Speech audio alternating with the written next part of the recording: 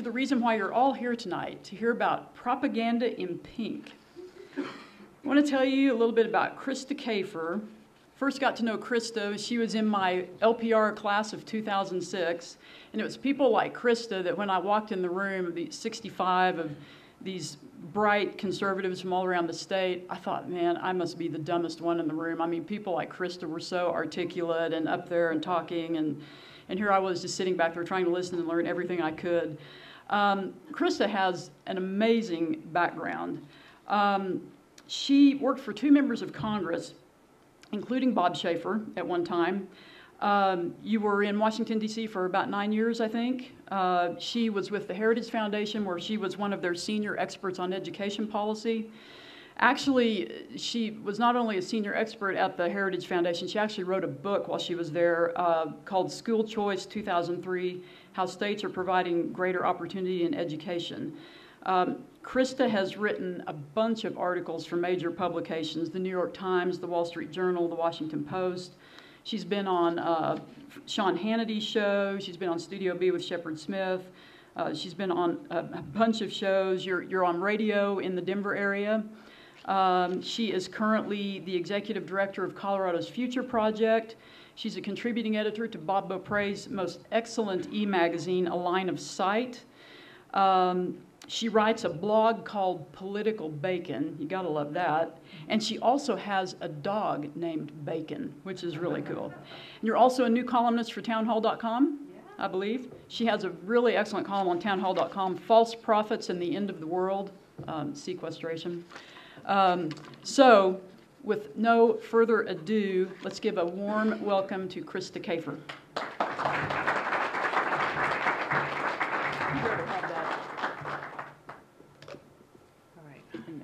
You know, it's a pleasure to be here. You know, when I was in here, a few minutes ago, I don't know if you all saw her. She was standing over there a little bit. She had blonde hair. She had a nose ring. Super liberal. I mean, super liberal, like to the left of Obama.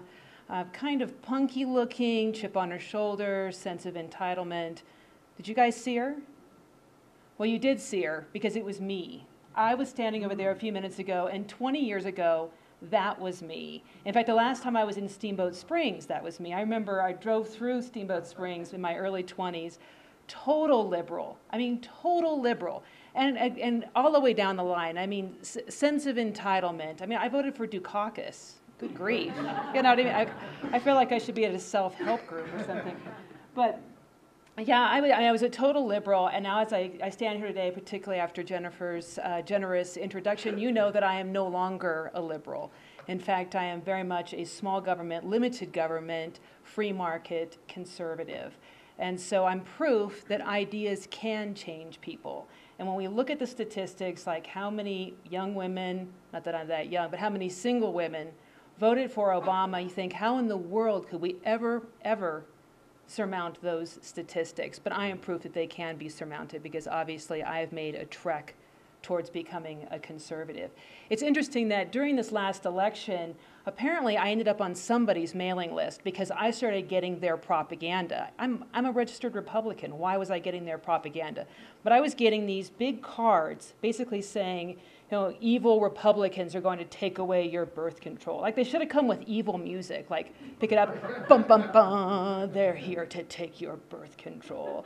Yeah, I actually don't have a fully functioning television set, so I was actually I didn't have to actually watch the commercials.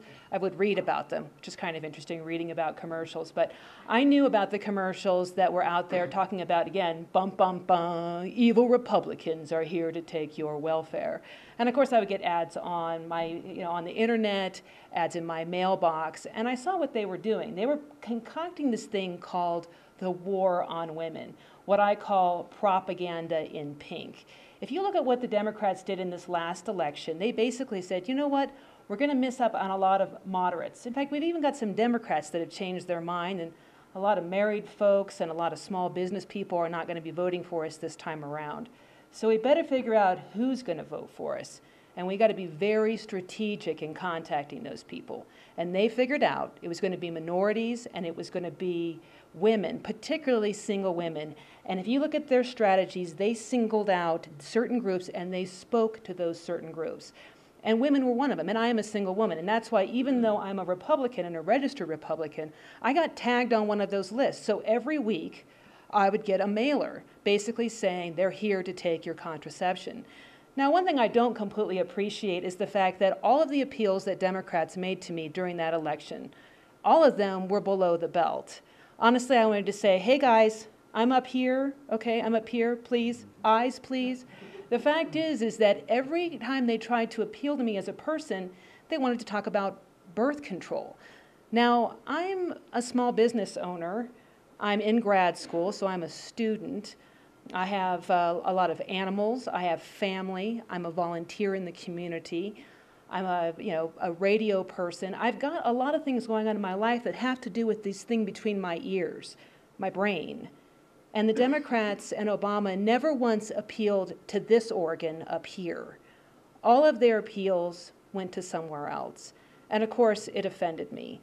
They didn't really offend the 67% of young single women who voted for Obama.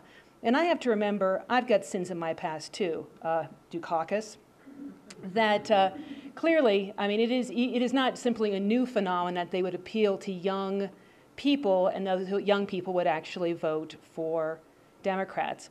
Part of that war on women's strategy wasn't just the contraception. Part of it was making Romney appeal to be cold, mean, maybe angry, stingy, greedy. In fact, they would like to paint all Republicans as greedy, stingy, mean, uptight. And you know what? It kind of worked. Here they had a candidate that I don't personally find all that charismatic, but I know a lot of people do. But they did a really good job of painting our candidate, and not just our presidential candidate, but a lot of our candidates as unfeeling, cold, wealthy. And they did some really interesting things euphemistically. They were able to turn some things around, like, desire to keep your own money, that's greedy. Desire to take someone else's money, that's not greedy. Taking money out of someone else's checkbook, that's compassion. That's charitable. But yet they never mentioned taking money out of your own pocket. I mean, if you look at how much money Romney has given to charity, it's astronomical. Obama, Biden, not so much. Oops, I guess they just forgot to give to charity, because they're all about making you give to charity, but not giving of themselves. Now, as much as I poke fun of their propaganda, I have to say this, they have done a good job of figuring out what makes people tick in some way and be able to appeal to that. And as much as it disgusts me that they spend a lot of time appealing to women below the waist, I know what they're driving at. The fact is that a lot of women, particularly single women, are a little bit nervous about the future. And they do look to government as something that can take care of them.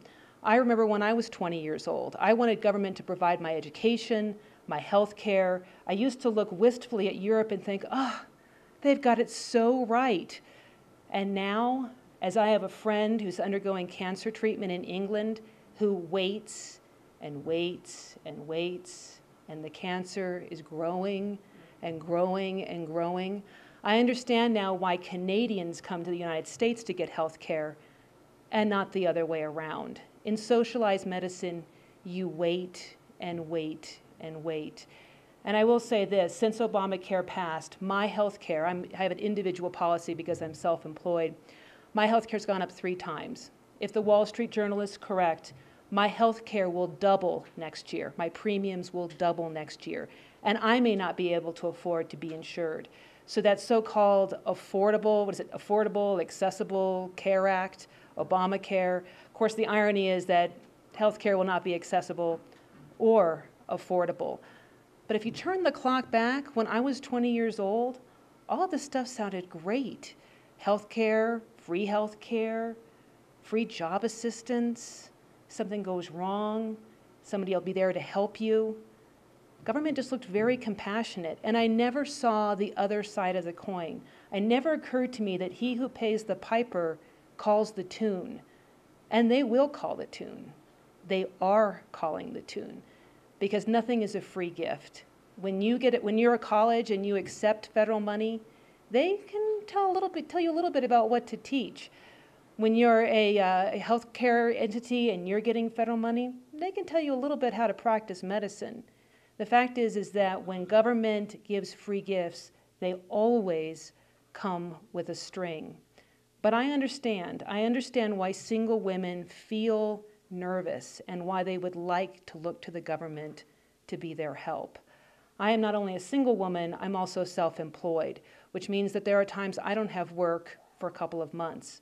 I pay my own mortgage, I pay my own health care, and I feel confident that if something goes wrong, that I've got a community and a family to help me. I have faith in God that somehow something will happen that I will be able to get through. There are a lot of people who have started to see the government, in a sense, as their God, government as their community, government as their husband. If you look at that Julia ad campaign, and who here saw that? Did anyone see that? So it was online, and it was a cartoon, and it shows a young woman way back when she's 3 years old. The government's there to give her Head Start, and then the government's helping her in school, and then it gives her a Pell Grant so she can get through college, and then somehow she has a baby. There's no mention of a husband or a man. Not quite sure how she pulled it off, but now the government's there to be a kind of a father for that child and a kind of a husband for that woman.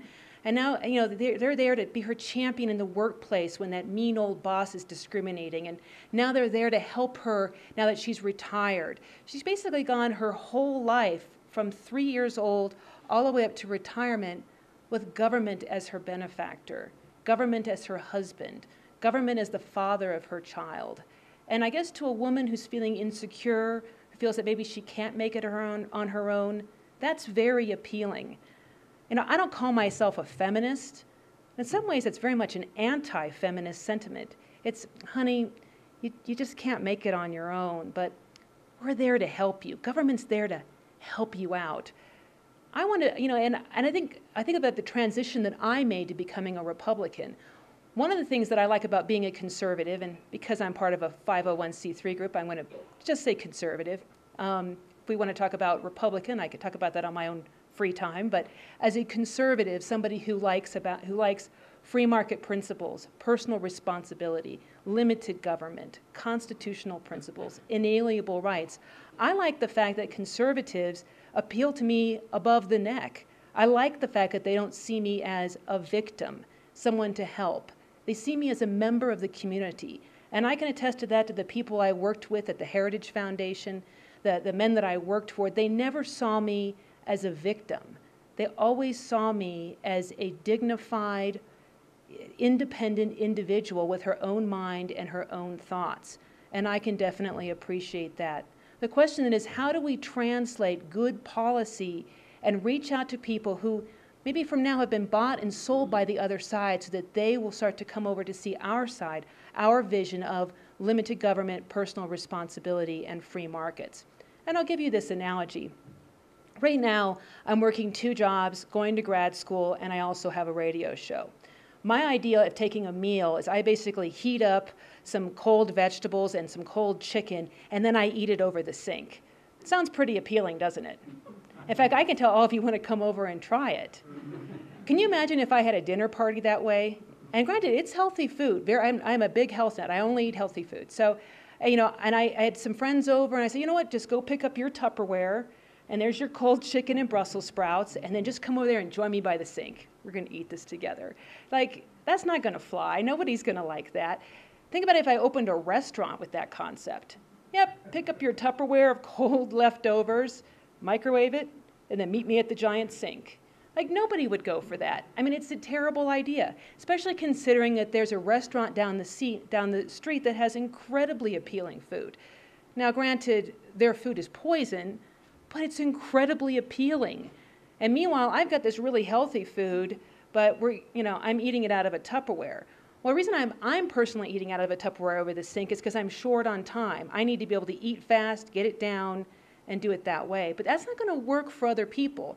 And as I kind of transition from this analogy back to information, when it comes to information, that's kind of how I like my information too. Give me the talking points. Just, you know, I want to hear all about, you know, I want economics, I want statistics, I want talking points. Just pile it all in and just shove it into my head, because that's what I need right now. I'm in a hurry. I've got a half a dozen balls up in the air.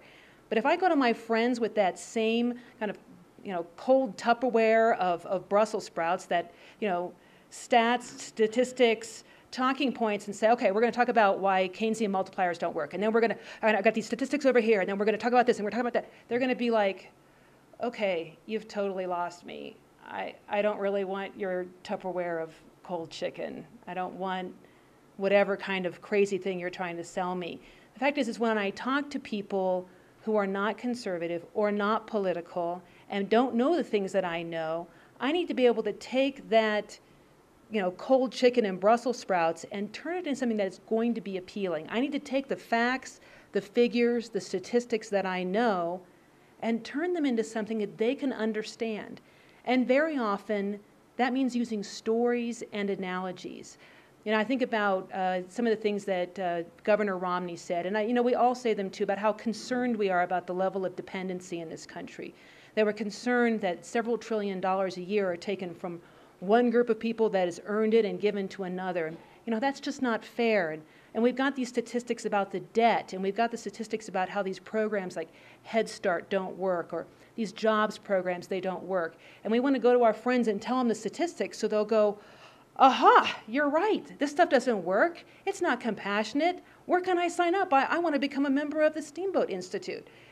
So why wouldn't that happen? Well, we need to be able to translate that into something that they can understand. And particularly women. I think women need that story, that empathy. So rather than talk about the unfairness of why it's unfair to take what one person's earned and give it to another, how about if I tell it this way? When I lived in inner city Washington, D.C., I was befriended by some kids, and they were adorable. And I used to take them everywhere. I'd take them to church with me. I'd take them to the park. They'd never been out of the city. I took them out of the city. Well, one day they said, we want you to meet our mom. I said, okay. So I went over to the mom's house, walk in. There's almost no furniture. It's dirty. We go up the stairs. I know from what the girls have told me that they have, collectively there's about 8 kids. They all have different fathers. The house is filthy. They introduced me to their mom, who is completely drugged out, laying in bed, obese, a bawling child laying next to her. She's not even responding to the child. She's completely out of it. And what I felt in that moment was I felt terrible for those children, that they were being raised by this person. And I felt a kind of repugnance, like, how could you do this to yourself, woman? And I just let it go. But it wasn't until some time later that I thought, you know what? That woman was once a 12-year-old girl, just like my little friends. And when she was 12, she had dreams. Maybe she wanted to be a school teacher or a nurse or a doctor or a lawyer or a rancher. Who knows? She had dreams. She had things she wanted to do. She never said, I want to grow up and I want to be a welfare mom and I want to have 8 kids by different men and I want to just lay on a bed drugged up while my friends bring someone over and introduce me. That's exactly what I want. That's the dream of mine. That wasn't her dream. She had great dreams. And there are bureaucrats in Washington, D.C., and congressmen in Washington, D.C., who are living their dreams. Obama is living his dream. And this woman, the woman for whom those policies are impacting, her dreams have been destroyed. Think about it. The politicians are living their dreams, the bureaucrats are living their dreams, and these people who are being affected, the ones that are receiving these welfare policies, be it Section 8 housing, food stamps. I read it recently in the I almost said Rocky Mountain News, I wish, in the Wall Street Journal, that if you get full welfare benefits, you can make like $42,000 a year. The fact is that what does that do to that person's self-esteem? What does it do to their dreams? This woman's dreams are gone. I can't imagine how those dreams could possibly be resurrected. That's the reason government programs are wrong. Not because it takes too much out of my paycheck, but because it takes too much out of that person's life. And that's the story we need to be telling. And I would bet that every single one of us has a story, knows someone who's hurting, or conversely knows someone who's been helped by the private sector. It's interesting to me that conservatives give more in terms of charity and volunteer more in terms of charity than people on the left, which doesn't really surprise me. But how often do we talk about the success of the things that we're doing in our communities? At the private sector, neighbor to neighbor helping helps people. Government policies hurt people. Now, I'm sure you can find someone who was helped by a government program, but in the aggregate, when you look at all the stories together, it's just a lot of pain, not just wasted money, but pain. And those are the stories that we need to tell, particularly to these young women, to say, you know what, these programs aren't helping people. This isn't helping anybody. It's hurting people. And as for control, you buy the lie that Republicans want to take your birth control when nobody can do that legally. You know, as long as there's a Walgreens, you know, you've got access to birth control. The only people that don't have access to birth control in this country are people in remotest Alaska that have to be like flown drugs in an airplane. That airplane breaks down, I guess they've been denied access. But, you know, I think we need to say, you know, it's obvious that you're being tricked by this silly lie about contraception, but let's talk about who really wants to control you. You know, who's the one that wants to limit people's food? Who's the one that wants to limit people's soda? Liberal. Mr. Mayor in New York City wants to deny people what kind of soda they drink. And I'm a health nut. I don't even drink soda, but that's an affront to me. Why should a politician decide what soda I drink?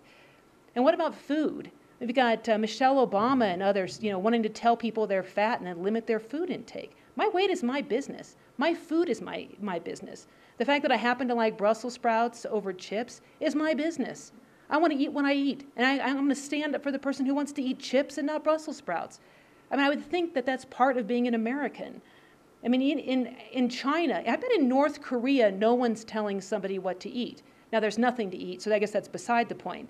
But, you know, I mean, even in the most repressive countries like Cuba and North Korea and some other East Asian countries, people don't tell people what to eat. They don't tell people what kind of soda size.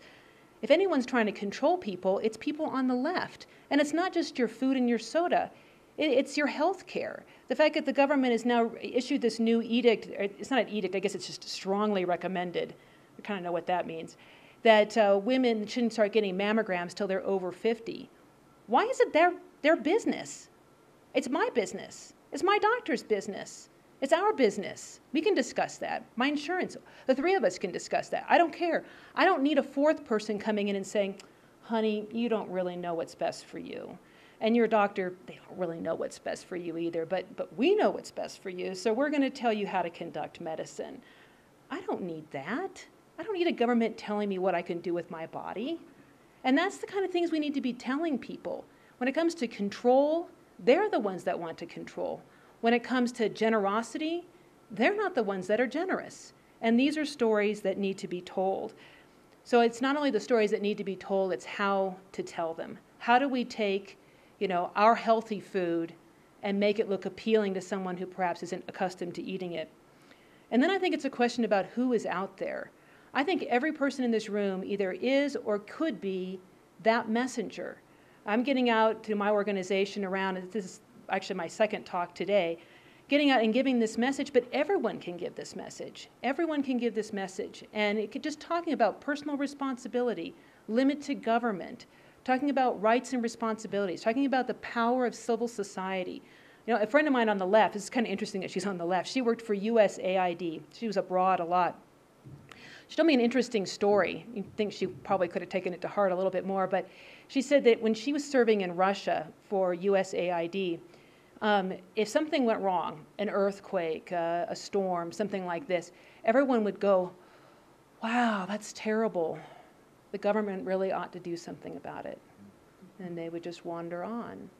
In this country, when there's a hurricane, a storm, something horrible, an earthquake, people rise up, they give, they travel, they go to these places and they help put everything back together again. When we find out that it's happened in other countries, we give, we travel, we do things. Do we really want to stop that? Do we really want people looking to the government to be their charity, to be their civil society, to be their husband, to be their God? I don't think so. I've found that the more the government does, the less the people will do for themselves. And I fear for a country that becomes that. I've traveled, I've been to about 30 countries. and 2 of them were just airports, so I probably shouldn't count those, right? And I am counting America, and I broke up the British Isles into a couple of different pieces. But so we'll say 25 to 30 countries, and I've seen how this attitude is. I've been in Europe enough times to understand that, they just kind of see the government as, the one that helps you live your life, and you have a good life, and when you're kind of done having a good life, you just end. There's nothing transcendent. There's no will to build something with your life. That's very American. I assume it was probably once very much European as well. But I see sort of the life kind of draining out of it. I love going there. The food is great. The people are really nice. The monuments are beautiful. But in a way, it just seems sort of like a museum, growing a little bit dustier every year. And in terms of statistics, I worry that we're moving in that direction, whether it's our $16 trillion debt, whether it's the breakup of the family, whether it's loss of faith, whether it's this big government and this desire to look to government to be all of the things that currently we are for ourselves. I worry about those things. About 8 months ago, the Independent Women's Forum contacted me and said, do you want to start up a new organization in Colorado? And I'm already affiliated with 2 organizations. I'm an unpaid fellow. I get to go to their Christmas program for free, the Independence Institute, and also for the Centennial Institute, do some work for LPR and some other people. So I'm already kind of connected, but I'm in grad school. I've got some other work that I'm finishing up. Do you want to start a group that would reach out to women? And we started off this, and I brought some cards along. We opened the Colorado's Future Project, and I brought a few cards about us, and I also brought this Take Our Quiz. And this is actually not for you. This is for you to give to somebody, okay? So we have a quiz on our website, and I recommend that you go to our website, which is coloradosfutureproject.com. We also have a Facebook site, so you can like us. And I put up writings there all the time. But I designed the site deliberately to attract people who are not politically involved. It's kind of I call it a soft place to land. So that if you've got a friend, particularly a female friend, a daughter, an aunt, a sister, a coworker, so I'd like for them to see the other side. I don't want to send them over to Rush Limbaugh. I don't want to send them over to Fox News. I'm afraid they might not like it and then be a little turned off. Maybe the message is a little strong. I'm going to send them somewhere else. Send them to me. Send them onto this white. In particular, send them to this quiz. On this quiz, which is on the site, we'll donate $1 for every person who takes the quiz. And that dollar goes to a charity of your choice. So there's a little bit of a sweetener there. But what the quiz does is it challenges some of those notions that people have. It does it in a very gentle way. And it introduces that cognitive dissonance that I think is so important to people making a change in the right direction. And you might have wondered, what caused me to change? Because I really was that kind of sassy, punky. I still have the scar from this nose ring right here. I had platinum blonde hair and a little bit of a punk. I had a mouth on me, that's for sure. It's fluent in swearing, if one could be. It's not like being fluent in French, but what caused me to change? Well, I tell you, I know exactly when that moment was. And how often do you remember an exact moment from about 20 years ago? I was walking down the street, and this question just popped into my head. It said, you know what, Kafer, you talk about the poor all the time. What have you done for the poor? And it stopped me in my tracks because I hadn't done anything. I wasn't volunteering anywhere. I hadn't given a dime to anybody. It just kind of stopped me. And it started to push me in that direction. That is literally the moment in which I turned and started moving in a different direction and started to see things in a different light. The question is how can we use stories, metaphors, analogies, gentle questions to help people go, Obamacare was supposed to be helpful, and I bought into that, but why did my insurance go up twice this year? Interesting. File that away. Enough little questions like that It's like having a little rock in your shoe. You know, you just kind of bothering you, and you start to think about things. And that's what we want. I find that when I was very liberal, if somebody got in my face and was like, "You're totally wrong. Look at this statistic. Why do you think that? Blah, blah, blah, blah." I mean, I'd either be very defensive or I'd back way off and I would not engage. And I think my parents were wise because they never tried to engage me. Every time I said something asinine, and I said a lot of things that were asinine, believe me. Now I use words like asinine, but by then I used other words. I used to say, I'd pop off with something like, "Well, I just think marijuana should be legalized." Or I just think socialized medicine is so much better. And my parents would be like, "Oh yeah? Why is that?" And they never directly challenged me. And now I'm in that similar position because I'm in grad school, and very often I'm the only conservative in the entire class, and I'm surrounded by punks, and I mean the professors. But, I mean, these guys are so far to the left that, it's very often when conservatives use the term Marxist, it's supposed to be an insult, like it's a compliment for them. They're like, they love Marx. I actually asked one of them one time, I'm like, "Well, 100 million people have died. Do you see that as a problem?" "Well, that's not real Marxism. That's Leninist." I'm like, "Well, has any country actually done pure Marxism successfully?" No. "Well, it's been around like 100 years. Do you think maybe one country could have gotten it right?"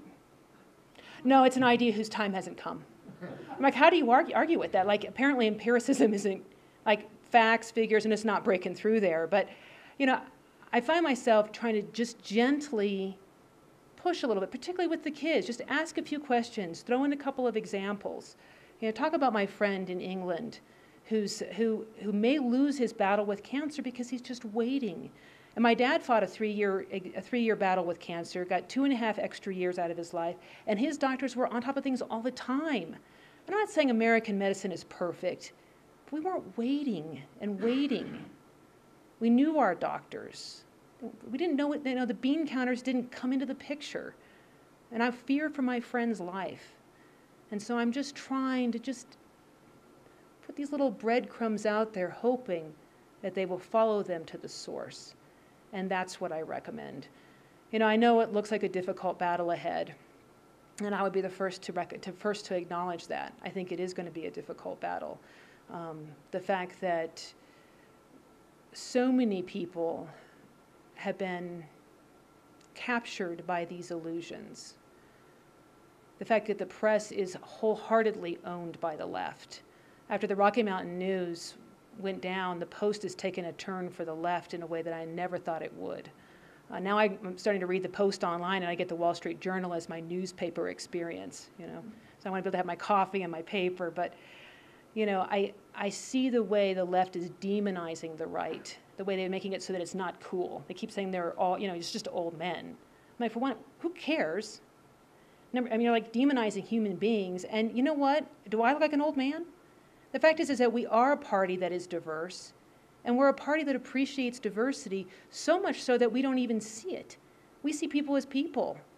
I'm not like a group. Like when I talk to liberals, they're like, okay, she's female, single, she's a business owner. Okay, so we'll devote a message to this, a message to this, and a message to that, because I'm in these categories. When I talk to my conservative friends, I'm Krista. I'm an individual with all of her complexity. And while I can appreciate messaging to people where they're at, there's something really weird about breaking people up into groups and treating them as victims and trying to find just the right hook to hook that particular kind of fish. It bothers me. Because being an American, to me, means that we're all Americans, and that we're all equal before the law. That's what it means to me, and it makes me sad that there is a party that sees people as little groups and then tries to drive little wedges in between them. I don't want to be angry at men. I don't want to be angry at other ethnicities. I want to love my neighbor as myself. And teaching people to be envious and covetous and to despise other people because of their gender or their color, that's not American, and it's not even moral. It's wrong.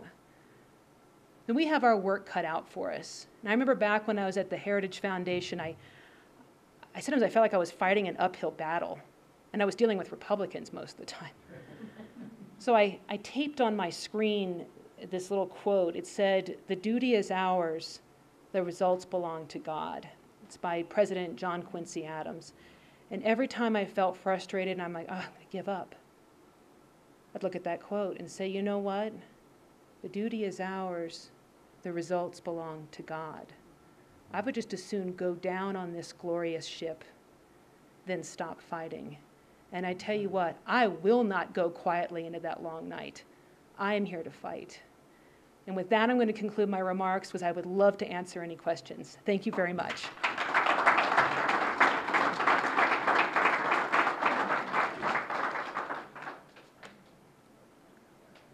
I hope somebody has a question or comment.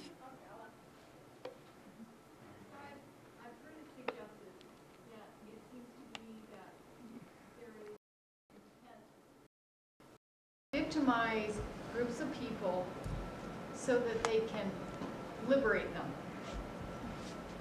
And I just want to hear your comment on that, because it seems to be, I mean, I didn't realize I was being oppressed. I never felt oppressed before being a woman.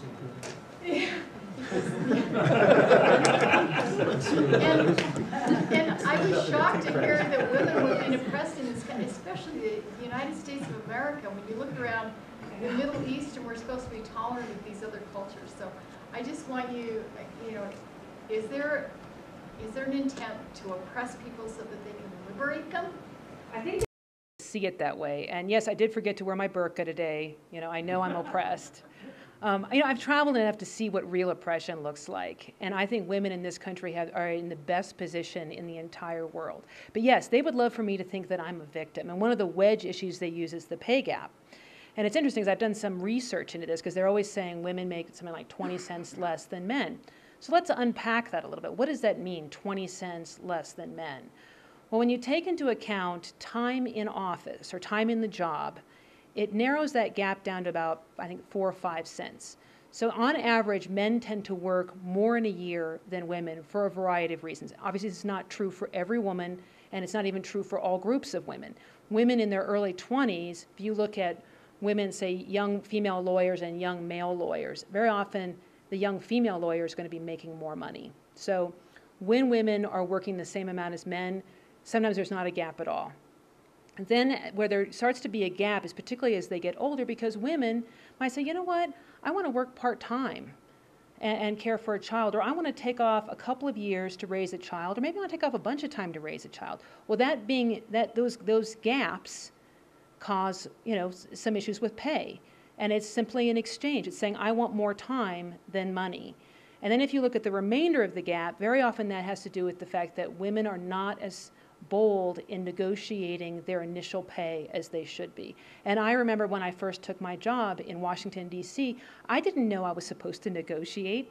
Somebody told me, they told me the amount, and I went, oh, okay. And I think they were expecting a counter, and they were like, oh, okay, I guess we got her for cheap. And they actually did a bit of research and found that women, I think something like maybe it's 7% of women in their first job negotiated their initial pay, and something like 57% of young men negotiated their first pay. So that doesn't sound like a government problem to me. That sounds like something that we need to be empowering young women when they go to work to say, hey, do some market research, go into that job and ask for this amount, and be firm and see where you go with that. But don't go in and just say, oh, okay. Go in and use some negotiating skills. That is a way we can empower women. And we can also empower women to make smart choices and to realize that there are trade-offs. If you're going to leave work for a certain amount of time, that could be a very good decision for you. But it also means that you may end up making less than somebody who worked 50 hours a week for year on end, may end up making a bit more than you. Is that a trade-off you're willing to make? I mean, these are conscientious decisions. And as a big girl, I feel like I'm empowered to make those decisions, and I'm empowered to tell my niece when she comes of age how to best negotiate her initial pay and how to do things that are in her best interest. And I could talk to girlfriends who are having kids and saying, you know, is this the route you want to take? And this is what that's going to look like. And those trade-offs are okay.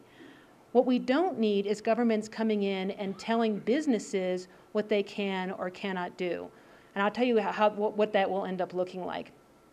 Government has gone into colleges and said you have to have equal representation of women in sports and men. It's kind of a simple way to put it.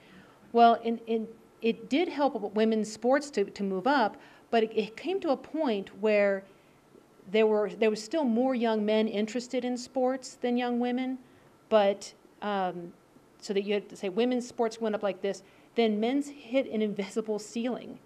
If you wonder why a lot of the wrestling, particularly wrestling was impacted, but track as well, other men's sports have been reduced because they're not allowed to have more men in sports than young women.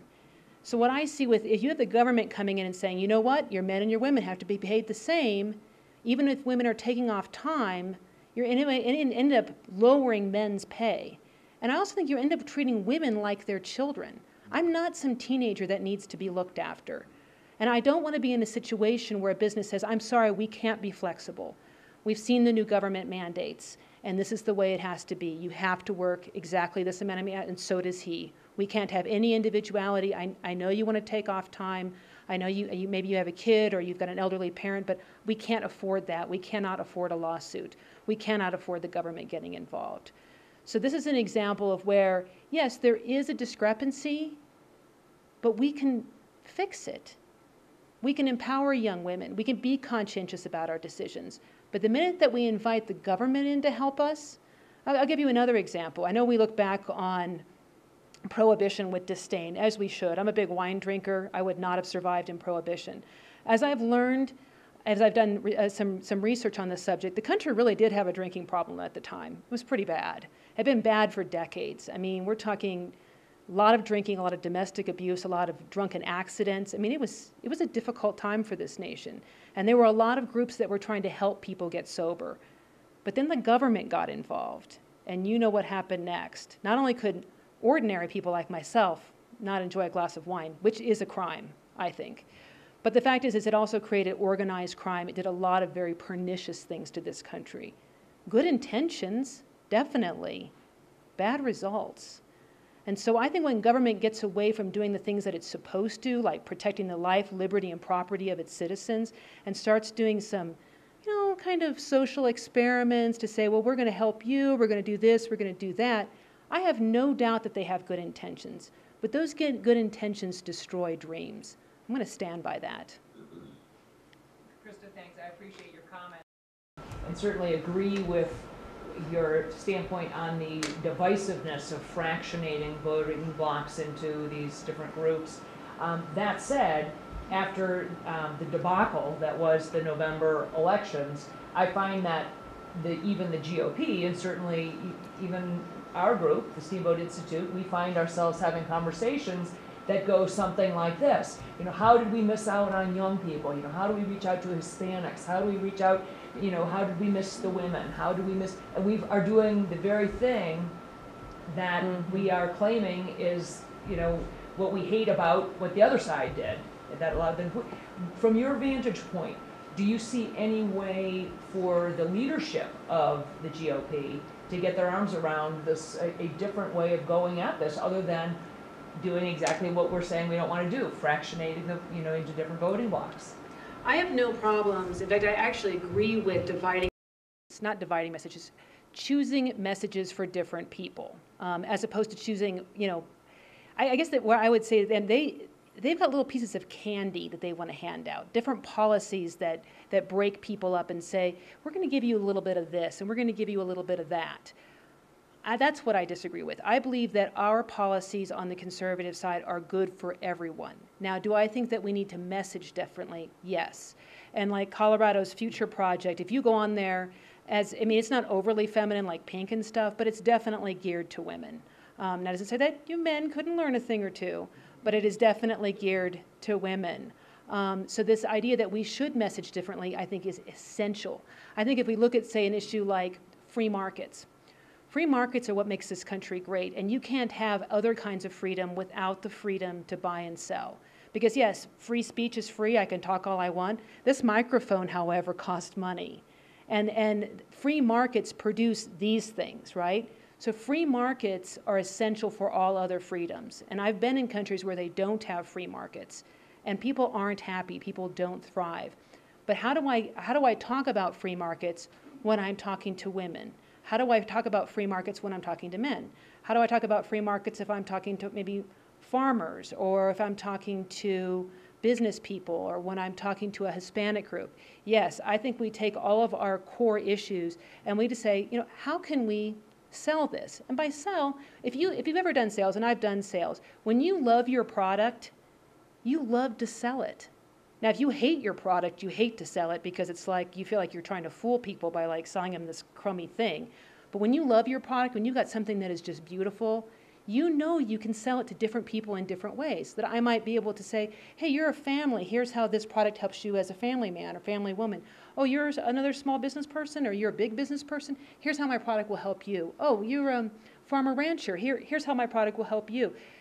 Sales work when you have a great item, and I do think we need to do a better job selling. And I also think we need to do a better job on our ground game. I mean, they're practically a machine over there, and lacking scruples, meaning that because we're fighting against a group, not all, I mean, there are some wonderful people on the other side, but I have noticed basically that there are a lot of them that don't really have a problem being unscrupulous. They don't really have a problem with lying or cheating or having dead people vote. Like, it's just not a problem with them. They sleep fine at night. But when you're fighting against people that do that, you have to fight twice as hard. And one of the things that I'm excited about with conservatives is that we're having this conversation. I think it would have been terrible if we had gone, oh, that sucked. It's Romney's fault. Let's just keep moving on. Now, was Romney the perfect candidate? No. I also think we have a tendency to see our candidates for all of their faults and good points, whereas the other side tends to idolize theirs. We're not really into hero worship. I already have a God. I don't need a demigod.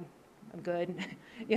I think we tend to be overly critical of our people, whereas they tend to be like, oh, you're amazing to their people. And I don't want us to be like them, because I think it's creepy when people idolize other people like that. But I think we can say, here's some weaknesses of that candidate, but here's some weaknesses about our party, and here's how we need to select candidates that are a little bit better at being, that are conveying our message, and here's how we coach our candidates so when they have a difficult question, they don't put their foot in their mouth.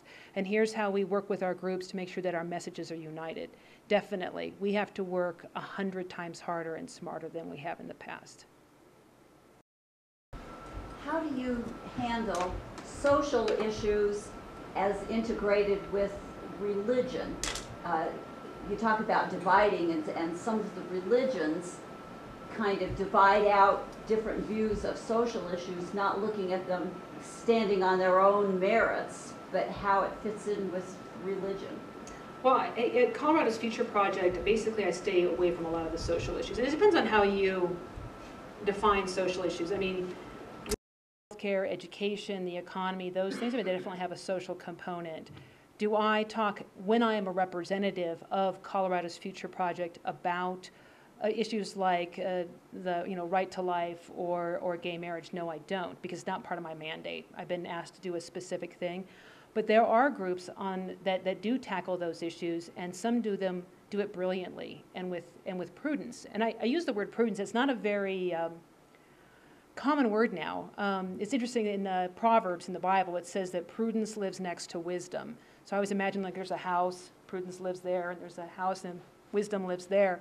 And if you think about wisdom is knowing the truth, prudence is knowing when to say it, when to talk to somebody. So like, for example, let's say you've got a friend whose business is going down in flames, or who is about to make a poor decision with their marriage or something, and you want to talk to them. You think, as a friend, I've got to talk to this person because they're going to hurt themselves. Well, prudence is going to that person privately and saying, hey, you're going to burn up your life. I want you to stop. I want you to get help. And imprudence is going to them at a party and being like, hey, Joe, heard about the affair. Not a good idea. You know, I mean, prudence is knowing when to say things. And I'm one of those people, I believe in the big tent. I know there's going to be disagreements on issues like the life issue, immigration, gay marriage. I would simply caution people to be prudent in how they talk about these things, and be true to themselves. I mean, if you're pro-life and you want to talk about the sanctity of human life, talk about it, but find ways to talk about it in ways that extend the heart of the nation to the unborn and don't turn people off. If you are opposed to gay marriage, or if you're for gay marriage, find ways to talk about that so that it doesn't alienate other people. The thing that I think is a problem among conservatives is this tendency to shoot each other publicly. I mean, shooting each other privately isn't that good either, but shooting each other publicly is bad because literally the other side waits for it. Not only are they waiting for us to say stupid things, they're waiting for us to sort of hurt each other publicly so they can go, yeah, well, did you hear what McCain said about Paul Ryan? Not nice. You know, I mean, they love it. It's like red meat for them. You know, we interrupt this, coverage of, Hurricane X to show you how, McCain has gone after so-and-so. I mean, they love it. It's like red meat for them. And so I just want us as a party to say, you know what, let's have some disagreements. Let's talk about them. Let's try talking about them inside and not outside. But let's talk about them in ways that say, you know what, I respect you. I respect what you're saying. I may disagree. I want to get my opinion out there, but I don't want to do it in such a way that ends up injuring my own people, because I know the people that are going to benefit from that are on the other side. I remember when John Caldera was telling that same thing. And then also we've had Bill Whittle here, and he's really good like you in that kind of balance of gently saying the truth, but still having the boldness to say the truth. So I just thank you for what you're doing. Thank you. That makes me happy. And I love John. I don't know Bill that well, but I do love John. He's funny. And you know what? There is a cheeky humor. I know that I have one of my guilty pleasures in the middle of the day is to listen to a little bit of Rush Limbaugh, just because I love him a little bit. Now, I realize his humor isn't appealing to everybody. I realize that some people don't like his satire, and I think that's totally fine. There are people that other people find funny that I don't find funny or interesting, and that's totally okay. But I think there's room for satire, there's room for cheekiness, but there is a line, and I think we do know in our hearts when we've crossed it. Any other questions? I could do this all night. Come on. Well, Krista, one last question I will ask. I know we've got one high school. Belle, are you back there somewhere? We've got one high school girl back here. Any advice you would give to her on talking to her friends, or just going forward in general, how to deal with these issues you've been talking about tonight? Well, first I want to say, good for you. I think that's awesome. Awesome. You're way ahead of where I was at that age. Sometimes I think if I could just go back and have been smarter when I was younger, maybe I could have done more with my life. But just get out there and do a lot of reading. Go to the Heritage Foundation, Independence Institute, Centennial Institute, Steamboat Institute. Bone up on the facts, but then just do the same thing that, in a way that I've been doing. That is, just ask your friends some questions. Maybe tell stories. If somebody says, "Oh, I'm just so upset about the poor," say, "Good for you. I am too. So what are you doing about it?" You know what I mean? Challenge people that way. I remember I was sitting at a table, because sometimes people get mad. I don't get mad very easily, which is good, because I don't really like being mad, and I don't really like it if people are mad at me. But I find that when people do get mad, and they'll sometimes just a gentle question can diffuse it. I said something about government programs not working for homeless people, working very well. And I got this, "You don't like the homeless people. How dare you? You're one of those rotten conservatives who doesn't care." And I said, well, I'm sure that like me, I care very much about this, and I've given quite a bit to the Denver Rescue Mission, and I've volunteered with the homeless, and I'm sure you have too. And there was dead silence. And I didn't have to. I wasn't the one calling. I never called a name. I never raised my voice. I never said anything. I just said, "Yeah, I really do care, and I'm sure you care as much as I do by giving And it ended the conversation. So there was, and I'm still learning. I mean, I'm still learning how to present issues, how to ask strategic questions. We're going to start. There's a gal who writes for the Aspen's paper, Aspen Daily. She writes. Her name's Melanie Sturm, and she and me and Laura Carno down in Colorado Springs and John Andrews, former Senate president. He's the one I inherited Backbone Radio from. You guys can't get it here. It's on KNUS. But I'm on Sunday nights from 5 to 8 on KNUS. You can get us if you go online, but you can't get it through your radio show, unless we get syndicated, which would be awesome. But we are going to be working on some persuasive boot camps, and we're starting our first one in about a month and a half down in the Springs. The Weekly Standard's coming in to do a big thing, and we're going to do our first Persuasion boot camp is attached to that event. But my idea is for us to be able to take that on the road and come throughout the state, mostly so I can hike and ski out here. I really want to take this on the road once it's developed, and that is, I want to learn better about how to be persuasive, and then I want to be part of helping other people be persuasive. And I'll leave you with this one little kind of story analogy. My dad passed away a couple years ago. We were really close, and he was awesome. He would have been here. He would have had his cowboy boots on. I do own cowboy boots. I'm just not wearing them. And he taught me how to play pool when I was young. We used to play pool all the time. And I only beat him once in my entire lifetime. He had stage 4 cancer, so it probably doesn't count. He used to always tell me, so I would hit the ball really hard because I love the sound of that clack. Send it across the table, goes into the pocket. Just, it feels so good. But, it only works about maybe 1 in 10 times when you do that. The other 9 times, you either miss or you hit it, it gets in the pocket, it pops right out because you've hit it with such force. Or the white ball zooms in behind it, and then you end up losing that, another ball. So he'd always say, Krista, you shoot too hard. And then he would just calmly take his pool cue, and he would just clean up the table. Never shot hard, just would shoot one ball and then angle it out so it would come around and set him up for the next shot. He'd push that one in, push that one in, push that one in.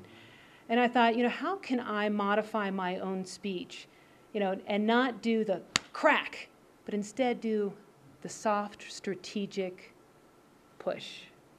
And so that's what I'm working on, and I hope that you'll be able, I hope that you'll be able to join me, and that we'll be able to do some more of these persuasion boot camps. But in the meanwhile, I'm just stoked that you're part of the Steamboat Institute and what you're doing here, and I'm just grateful to have been in your community for the night and for tomorrow. So thank you.